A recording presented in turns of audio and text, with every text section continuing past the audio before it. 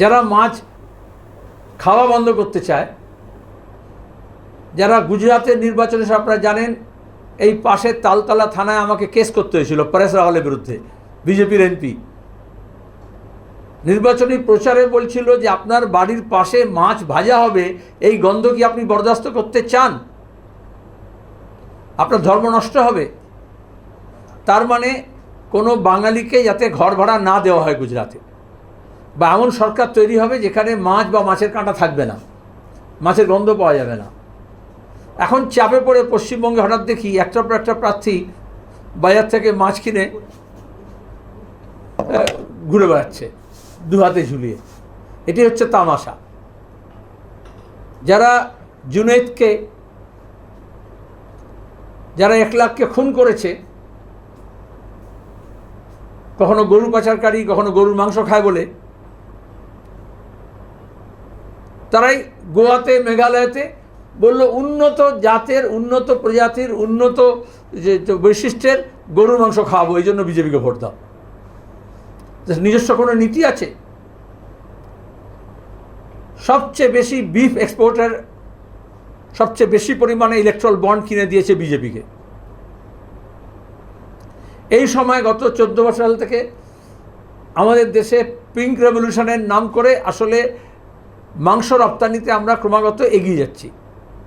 অথচ আমাদের দেশের মানুষকে সস্তায় যে প্রোটিন খাওয়াবে সেটা বন্ধ করার জন্য এমনকি মিড ডিলের ডিম বন্ধ করেছে বিজেপি রাজ্যে।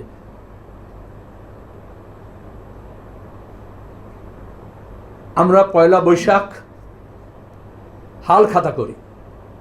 এই পহেলা বৈশাখ এবং হাল খাতা এই শব্দের মধ্যেই এখন দাঁড়িয়ে ইরানে এসব এত সব যুদ্ধ বিষয় হচ্ছে বলে আমাদের যে পার্সিয়ান সিভিলাইজেশন, তার যে প্রভাব বাংলায়, আমাদের এমনকি তারিখ গোনাও, তারিখ শব্দটাও ফার্সি শব্দ, পয়লা শব্দটাও আমরা প্রথমত প্রথম, দ্বিতীয়, তৃতীয়, প্রথমা, দ্বিতীয়া, তৃতীয়া বলি, কিন্তু হাল খাতার জন্য বৈশাখ মাসের প্রথম দিনকে পয়লা বলা হয়। আমরা যখন গুনি পয়লা, দোসরা, তেসরা, চৌথা বলি। এইটা হচ্ছে আমাদের মিশ্র সংস্কৃতির একটা উদাহরণ। সেখানে আমাদের বঙ্গাব্দ নিয়ে আমাদের গর্ব আছে, শুধু রাজস্ব আদায়ের জন্য না। আজও গ্রাম বাংলায় মানুষ সন, তারিখ, এমনকি এই যেসব ইলেকশনে মিটিং হয় তার তারিখ হচ্ছে বৈশাখ মাসের অমুক তারিখে, চৈত্র মাসের অমুক তারিখে। এটা হচ্ছে আমাদের সংস্কৃতির অংশ।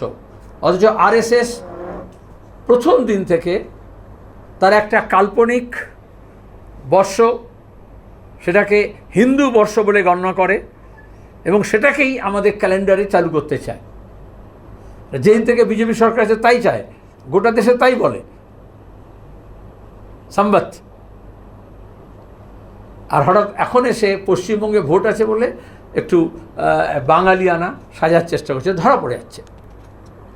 আমাদের এই বাংলাকে বাঁচাতে, বাংলার মানুষকে ঐক্যবদ্ধ করার শপথ আমাদের নিতে হবে, আমাদের শান্তির জন্য, আমাদের সমৃদ্ধির জন্য, আমাদের উন্নয়নের জন্য, উত্তর থেকে দক্ষিণ, তার মধ্যে দাঁড়িয়ে বিভিন্ন জনগোষ্ঠীর মানুষ, আদিবাসী, তপশিলি, রাজবংশী, মতুয়া, হিন্দু মুসলমান নির্বিশেষে, বর্ণ নির্বিশেষে, নারী পুরুষ নির্বিশেষে আমাদের পয়লা বৈশাখে শপথ হোক 1433 সন, যাতে বাংলা সংস্কৃতির পুনরুত্থানের জন্য, বাংলার শিল্পের পুনর্জীবনের জন্য, বাংলার শিক্ষার আবার পুনর্বিকাশের জন্য আমরা যাতে বামপন্থার পুনরুত্থান ঘটাতে পারি, এই শপথ আমরা নিচ্ছি আজকে।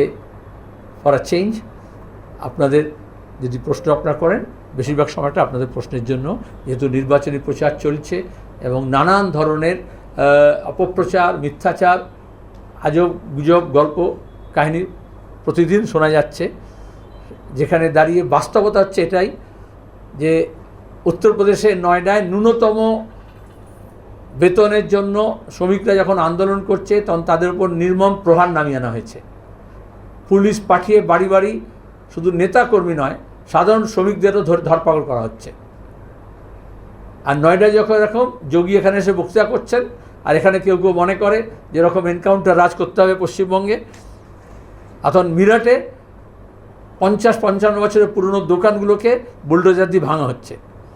প্রথমে যখন প্রতিবাদীদের ঘর ভাঙা হচ্ছিল বুলডোজার দিয়ে, সংখ্যালঘুদের ঘর ভাঙা হচ্ছিল বুলডোজার দিয়ে, অনেকে মনে করেছিলেন এটা বোধহয় একটা নির্দিষ্ট ধর্ম গোষ্ঠীর ব্যাপার, কিন্তু আসলে গণতন্ত্রকে শেষ করে বুলডোজার রাজনীতি আনা মানে এই যে পৌরুষ দেখানো, ম্যাচো, সেটা আসলে দুর্বলের উপরে সবসময় প্রবলের যে আধিপত্য সেটাকে তার প্রতীক হিসেবে ব্যবহার করা হয়।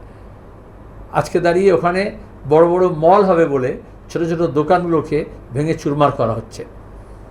তাই আমরা এ রাজ্যে যাতে বিজেপি মমতার কল্যাণে যেটুকু জায়গা পেয়েছে সেখান থেকে তাদেরকে উৎখাত করা হোক, এবং যিনি ডেকে নিয়ে এসছেন তার উৎখাতের মধ্য দিয়ে বাংলাকে বাঁচানো যাবে। তৃণমূলকে রাজ্য সরকারের যে মসনদ সেখান থেকে উৎখাত করার শপথ আমাদের নিতে হবে, নাহলে এই বাংলা বাঁচবে না।